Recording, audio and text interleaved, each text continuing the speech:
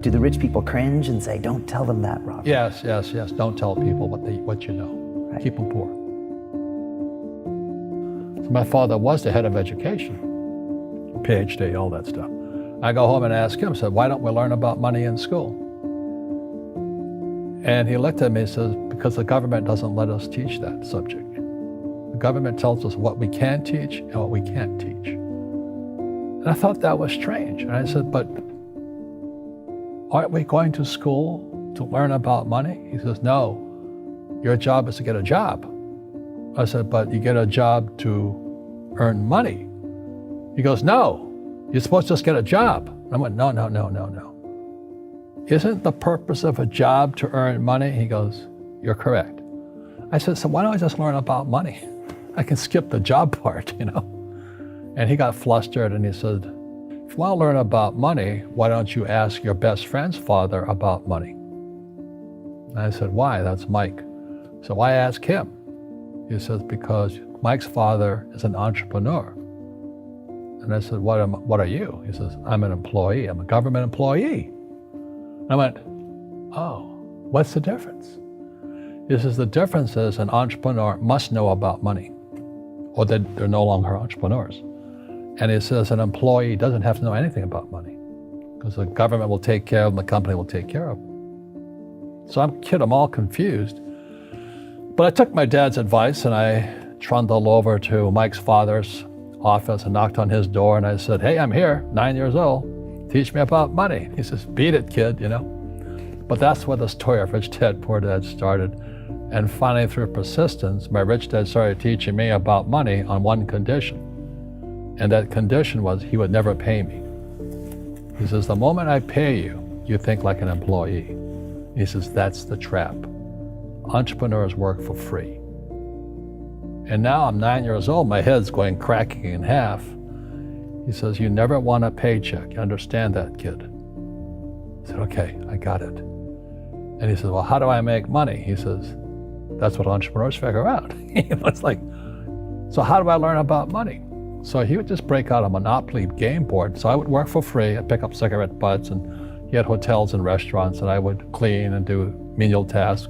And as I got older, I started getting into office work and marketing and accounting, and I was an apprentice basically, but I always worked for free.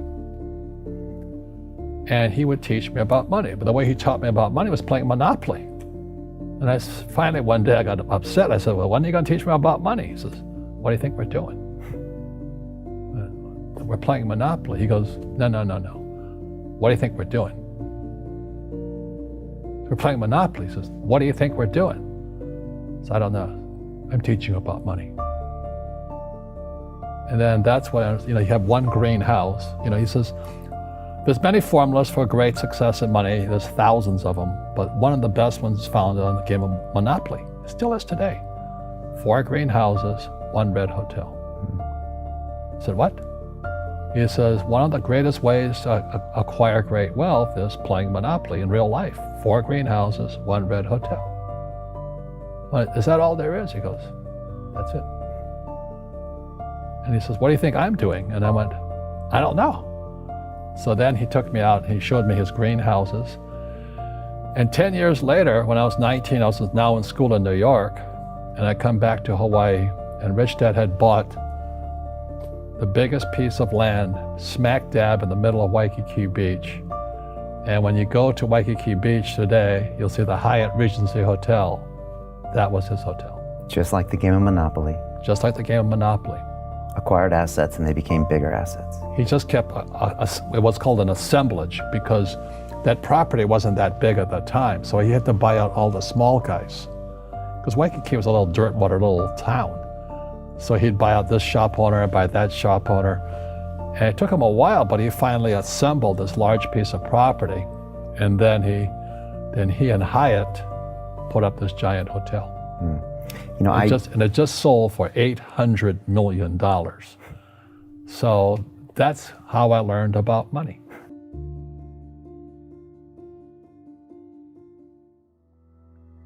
I've had financial crashes. I've had people stab me in the back, but they're all good because I grow from it. That's spirituality. Right. You know, people who are afraid of making mistakes, like they teach in school, they don't ever grow.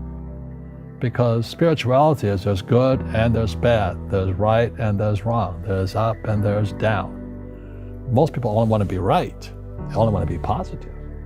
Well, you can't have that. That's not reality.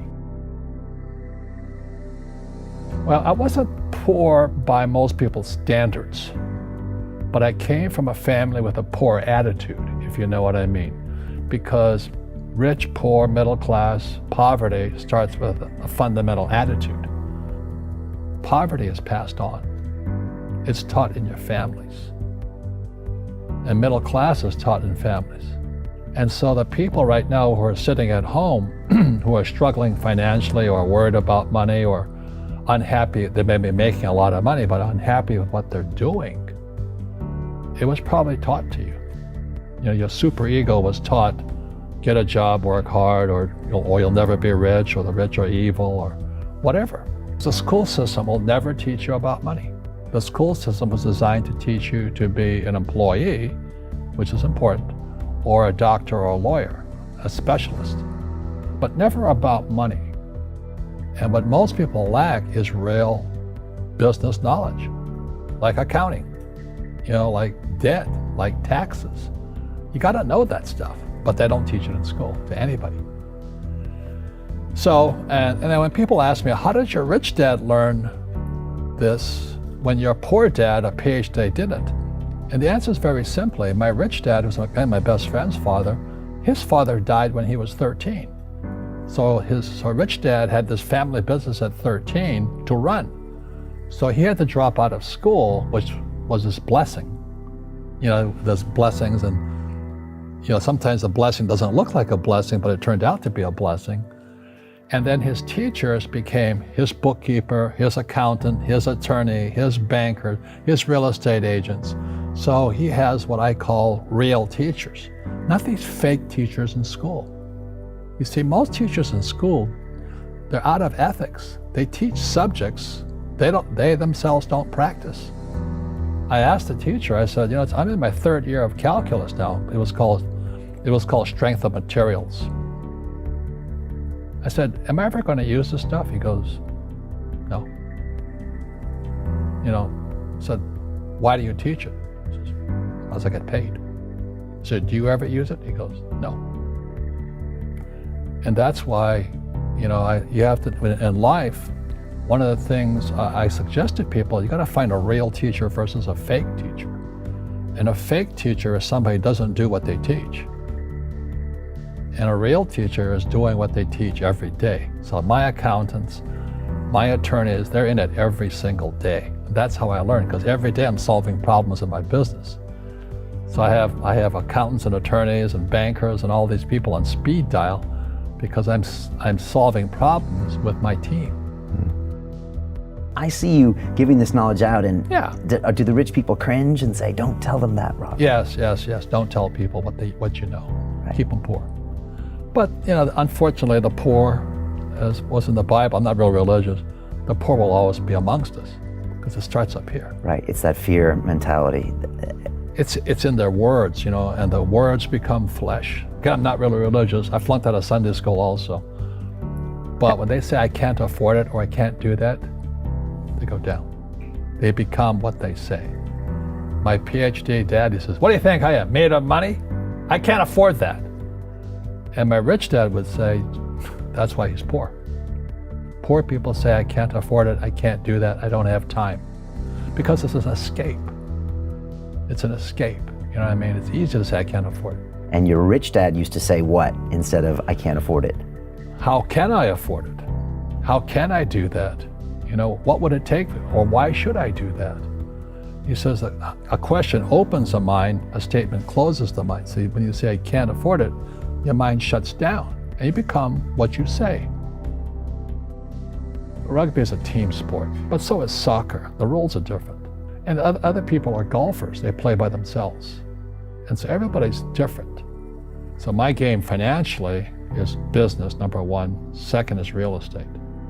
So what I say to young people is, you find your game.